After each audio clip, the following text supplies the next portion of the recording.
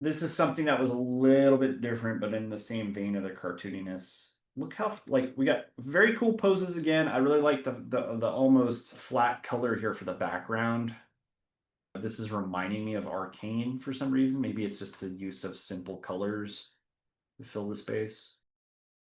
But look at this. I mean, she's here and then she's over here, and you just got this like you could see the Han Moon and the smears, but it's just that smear to kind of guide us where that bleed used to be. It's super fast, right? And then you got these few frames for ease in after the fact, right? So got the hair doing its overlap thing. This is why you guys learned the ball and tail, you know, on top of helping you with spines and stuff.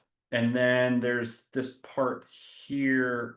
This is all pretty sweet, but this one particular kick always stood out to me from the first time I watched the movie because it feels so much more zippy than the rest. So she holds here in space. She just pauses gravity and momentum and then moves forward, and in one, two frames, she's completely 180 to look back at him the other way. And then it's just easing into that, right? Super cartoony.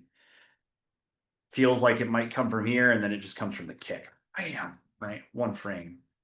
Hold, hold, hold, so we can see it. It goes slow motion, so he gets zipped away, right? Really pushed.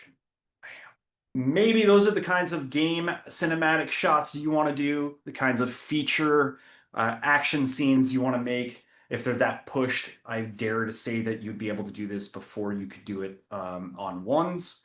You would be able to take on that action. So maybe if you're not that good at doing like a martial arts or a dance move on ones, you might still be capable of doing this on twos just because you got so few poses to worry about, you know, and you don't have to connect all the body parts to have it flow if you're doing these other things.